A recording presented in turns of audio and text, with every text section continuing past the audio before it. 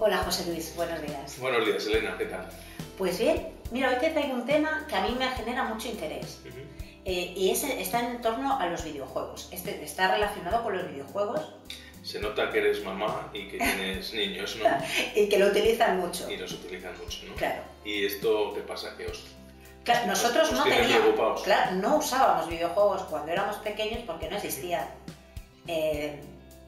Por favor, háblanos de los videojuegos, cómo influyen en la educación de los niños, cómo influyen en los adultos también, que también son usuarios de videojuegos. Bueno, pues yo en esto soy un poco contrario, o si no contrario, sí con matices, respecto de la norma general que incluso muchos compañeros psicólogos lanzan en los medios de comunicación diciendo que hay que tener mucho cuidado con los videojuegos. Aquí, como tantas veces, habría que decir que vamos a mirarlo. Es decir, que calificar a los videojuegos como negativos, pues en los tiempos que corren, donde todo está digitalizado, pues a lo mejor no es exactamente así. Y probablemente hay muchos compañeros, muchos maestros, muchos profesionales, que como estamos ubicados en otra generación donde no existían los videojuegos, estas conductas que se están dando ahora en los jóvenes, en los niños, nos parece que como nosotros no las hemos hecho, pues no están bien. El asunto es que cuando nosotros éramos pequeños no usábamos ordenador. Yo recuerdo que mi primer ordenador lo tuve, aquel ZX Spectrum. Fíjate. Y eso que a mí me ha gustado la informática, ¿no? Pero pues yo creo que eso ya era en la adolescencia avanzada, es decir, a lo mejor cuando uno tenía 16 años o por ahí, 15, 16 años, 17, 18 por ahí. Y eso que era un ordenador donde tardaban 5 minutos en cargarse los juegos, ¿no? Que no tiene nada que ver. Bueno, pero ya en aquel entonces, sí. Yo mismo, como jugador de aquellos juegos entonces, sí he vivido el hecho de jugar a los juegos como lo puede haber vivido también ahora mismo un joven, ¿no? Quiero decir que sí, nuestra generación, esa generación que ahora tiene 45 años, por ahí, fueron los primeros en vivir esto de los videojuegos. Y aquellos videojuegos eran posiblemente tan adictivos como los de ahora, aunque claro, los miras ahora y dices, pero ¿cómo era posible que uno pudiera ver algo allí? Has dicho adictivos. Sí, tan adictivos, tan... ¿Atractivos? Atractivos, sí. Ajá, adictivo no es, en este caso, algo negativo. Vale. Entonces, pero si vamos a intentar hablar un poquito de esa posible adicción, que efectivamente hay personas que la padecen y no seré yo el que diga que no las haya, más o menos pues entre el 10 y el 15% de la población juvenil está metida, hasta hace poco, porque ahora esto está empezando a ser sustituido por las redes sociales, donde todavía encima la gente es mucho más dependiente de las redes sociales, pero hasta hace bien poquito los videojuegos ya se vendían más que las películas. La facturación de las multinacionales sacaban ya por la venta de videojuegos más dinero que por las películas que siempre hemos visto, ¿no? Entonces, sí, es verdad, hay un 10, un 15% de la población que a lo mejor no hace otra cosa y que ponerse a jugar a un juego durante muchas horas les resta tiempo de estudio, les resta tiempo de relaciones, les resta un montón de cosas que a medio plazo pueden contribuir a que esa persona se socialice mal o no tenga las competencias necesarias para el desempeño de una vida, vamos a decir, productiva y profesional, ¿no? Social. Bien, esto es verdad, y es verdad que hay un 10, como te digo, un 10, un 15% de esas personas que tienen un problema con el juego. En particular, ahora mismo lo que vemos en las consultas de psicología son casi siempre chicos, varones, y últimamente, desde hace 5 años, sobre todo en juegos en red. Entonces pasan muchas horas jugando en red con otros chicos, con otras personas Y no tan chicos, claro, ahí puede ser cualquiera. Sí. Y entonces, el estar tanto tiempo ahí les resta tiempo de dedicar a otras cosas, y eso, a medio y largo plazo, puede ser un problema. Pero en sí mismo, jugar a los videojuegos, yo no creo que sea malo, es decir, es divertido. Los videojuegos están diseñados desde el punto de vista psicológico para que gusten. Es decir, detrás de los videojuegos, no sé si hay psicólogos, seguro que los hay, pero los directores, porque hoy en día un videojuego se plantea como una película, sí. Pues los directores de esos proyectos, que engloban a 250 personas, o sea que son macroproyectos cada videojuego, ¿no? Tienen en cuenta el enfoque, la cámara, los tiempos, y por supuesto desde el punto de vista psicológico se tiene muy en cuenta el encadenamiento de cosas que van ocurriendo dentro del programa, dentro del videojuego. Los videojuegos gustan tanto, hacen que una persona esté tanto tiempo en ellos, porque continuamente las personas que los juegan pueden conseguir algo. Y los videojuegos son una prueba evidente de que el logro motiva la conducta. Entiendo. Esto en otros vídeos irá saliendo, ¿no? Pero el logro, el conseguir cosas, el tener éxito consiguiéndolas, los pequeños retos, pues en un videojuego se ve claramente cómo quien lo ha programado que esos retos sean continuos, entonces el muchacho o quien juega el juego está continuamente incentivado para conseguir la nueva llave que abre la siguiente puerta, el saco de granadas para poder conquistar un nuevo territorio. Entonces todo está como muy accesible, visible. Las personas ven exactamente dónde tienen que ir y qué tienen que hacer, lo hacen, e inmediatamente que lo han conseguido se dibuja en el horizonte el siguiente objetivo hasta que terminas la fase. Terminar la fase es terminar el gran objetivo de esa misión, ¿no? Entonces el hecho de tener a una persona continuamente enfrascada en conseguir pequeñas cosas, pequeños retos, pequeños objetivos, es lo que genera pequeños éxitos para luego conseguir el grande de la fase y el súper grande del juego, ¿no? Es como la vida misma. Entonces, si en tu vida tienes esos retos, en tu vida estarás motivado. Los que programan videojuegos esto lo saben, y por eso hay tantas personas súper motivadas, porque a lo mejor en su vida no tienen encadenados los retos de una manera tan a lo mejor en todas las vidas no son tan inmediatos, ¿no? La forma de obtener pequeñas victorias o pequeños retos en la vida habitual no es... Claro, no se consigue de inmediato. En la vida normal, en la vida que no es un videojuego, pues a veces no están tan claros los retos, ¿no? Ni tan accesibles.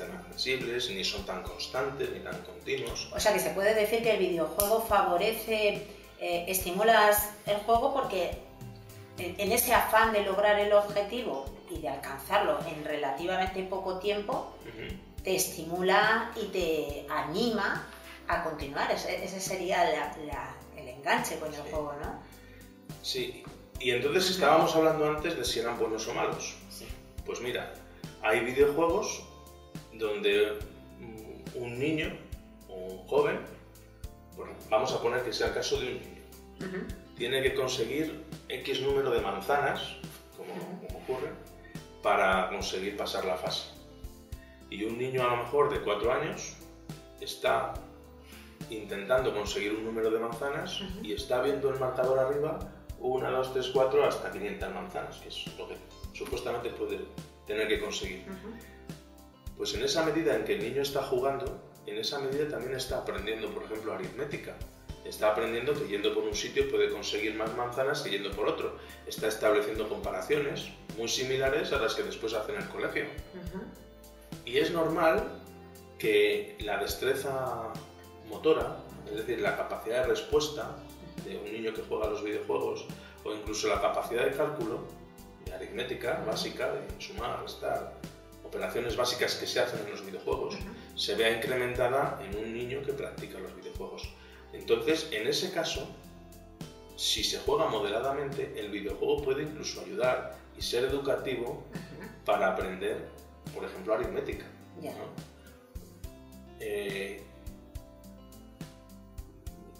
¿Dónde está el problema? El problema está en el abuso, ¿no? En que por estar jugando al juego no hagas después tus deberes y entonces no aprendas otras cosas. Que le dejemos al niño para que me deje tranquilo, 4 horas ahí jugando, ¿no? O sea, puede ser un es una costumbre, es decir, eso es una costumbre y a veces una necesidad también de los padres. Tal y como está planteado muchas veces el sistema educativo, se carga mucho a los padres de la responsabilidad de estar sobre los hijos, pero muchas veces los padres no tienen ese tiempo, llegan agotados de trabajar, no están en disposición de que los niños puedan tener esa supervisión y directamente los padres, como eso no es estimulante, dicen no puedo más y tiran la toalla. Tirar la toalla significa, bueno, que por lo menos esté entretenido y no de guerra. Entonces, el que esté entretenido y no de guerra y pueda estar yo tranquilo, pues se ha convertido también en una norma en muchas familias. Entiendo. E incluso sería importante, por lo tanto, que los padres tuviéramos en cuenta la edad de los videojuegos para adaptarla al desarrollo. Es decir, un niño de 10 años sería contraproducente que jugara con un videojuego para mayores de 18 años que tiene una carga de violencia. Quiero decir, eso también es frecuente, es decir... Pues mira, los juegos están baremados por esas franjas de edad recomendada, pero como siempre hay que ir al caso concreto. Eso está, digamos, testado para el público general y para no meter la pata. Son, digamos, medidas de prudencia. Ahora bien, una persona, qué sé yo, un niño de 10 años, puede ponerse a ver con su papá o con su mamá una película que tenga alguna escena de violencia. Pues, quiero decir, todo depende del niño, del entorno familiar, del apoyo que le den sus padres y de cómo le ayuden sus padres a procesar eso que ven. Entonces, yo no sé exactamente cómo se hacen esas baremaciones de las edades, pero entiendo que tienen que estar pensadas extrayendo de allí a los padres, es decir, considerando que el niño se enfrenta solo a esa realidad. Ahora bien, si tú como madre te sientas con tu hijo o le ves y le das una explicación de algo que pasa, pues es que eso es inevitable. Es decir, es inevitable. Los niños se van a cruzar con películas, se van a cruzar con escenas de sexo, se van a con escenas de violencia, porque están a la orden del día y porque son el ABC de... Están muy accesibles en todos los medios. Exactamente. Entonces, lo importante, sobre todo, es tener a alguien que te ayude a procesar eso que tú estás viendo. Desgraciadamente, en los juegos, los padres no se sientan con los hijos, salvo en los juegos que se llaman sociales, pues que son el tipo Trivial Pursuit o algunos de estos donde tienes que digamos, concursar. Tiene que haber más de un participante. Tiene que haber más de un participante y además están planteados desde el punto de vista de que juega la familia. Entonces, ese es otro tipo de juego. Normalmente los juegos que tienen un componente social no generan adicciones de esas que luego decimos problemáticas. El problema es cuando una persona se tira horas y horas, deja de hacer cosas que tendría que estar haciendo. Su universo se convierte... Su universo y su mundo, objetivo solo está puesto en ese foco, esa es su primera prioridad, pero aquello no deja de ser un juego, por tanto una ficción, y entonces estar fijado en una ficción es estar evadido de la realidad. Y poder generar consecuencias psicológicas para esa persona por supuesto, y su entorno, además. Porque una persona tiene que estar en la realidad. Pero ojo, la realidad, y esto también va para muchos padres que tienen repelús a los videojuegos, la realidad actual no es una realidad sin tecnología, es una realidad con tecnología. Entonces lo que no podemos, creo, como padres, es alejar a nuestros hijos de las tecnologías. Ignorar, ¿no? Y por tanto, los juegos son parte de la tecnología. Los juegos ayudan a socializarse. Hay una vertiente de los juegos que sí es social, cuando no es esa adicción problemática. Los niños juegan al Mario Sí. pero llegan al colegio y hablan del Mario. Y hablan del Mario con sus amigos, de cómo tienes que pasar la fase, de cómo tienes que hacer. Entonces, en esa medida, los juegos se han convertido en algo normal que genera, pues como los partidos de fútbol, Sí. conversaciones sociales, o sea, para pasar el tiempo, para hacer amigos, para socializarte en el grupo. Entonces, no podemos dejar al niño al margen de esa realidad que es. Y ya no estamos hablando solo de los juegos. Los juegos a lo mejor son la primera forma de aproximación de un niño a las tecnologías, pero es que inmediatamente después de los juegos está Google, están los buscadores, y ahora las redes sociales, ¿no? Quiero decir, alejar a un niño de las redes sociales o de un ordenador es quitarle muchas posibilidades, porque ahora mismo trabajar sin un ordenador en cantidad de trabajos es un atraso, es no educar. Entonces, cuidado con eso. Es decir, hay que tener la moderación suficiente como para... Un pequeño matiz para terminar. Como madre, yo en ocasiones veo que mis hijos se frustran por no conseguir, o se enfadan y se cabrean muchísimo por no conseguir. ¿Podría darnos también una pista a los padres y también utilizarlo para ayudarles a superar la frustración que le puede generar el videojuego? Bueno, esto que dices es importante. Si tú detectas a un niño que jugando a un juego se frustra hasta tal punto que tiene manifestaciones emocionales evidentes y reiteradas, ten cuidado. Ten cuidado porque se está metiendo... le está dando demasiada importancia a una cosa que no deja de ser un juego, ¿no? Entonces, a veces ocurre, y a veces te consultan los padres, es que mi hijo se altera, se queda ensimismado, incluso llora y se cabrea y da patadas a los muebles. Bueno, ese es un poco un buen indicador de que hay que descongestionar al niño del juego. Entonces, se está metiendo demasiado en el juego. Si no ha servido la charla de esto es solamente un juego y continúa con esa rabieta, eso hay que atajarlo. Sí, entonces hay que poner medidas. Hay que poner medidas. Lo que no puede es un juego amarrarte el día.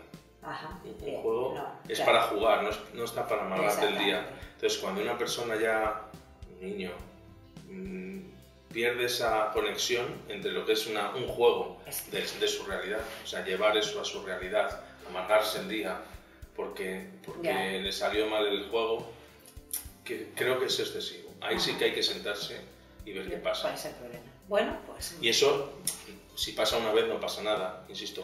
Es cuando es habitual que el niño se quede frustrado por eso. Que como padres tenemos el deber de observar cómo reaccionan ante... Y luego, por supuesto, no olvidar lo que es el matiz fundamental, y es que el niño tiene que hacer otras cosas, además del videojuego, otras cosas de su realidad. Tiene que hacer sus estudios, tiene que hacer... Si hace todo eso, si cumple, digamos, con su realidad, ¿por qué no va a jugar? ¿No? Sí. Pues ese sería un poco la medida. El matiz. Bueno, pues muchas gracias. Creo que me ha quedado bastante claro. Muy bien. Hasta luego, Elena. Hasta luego.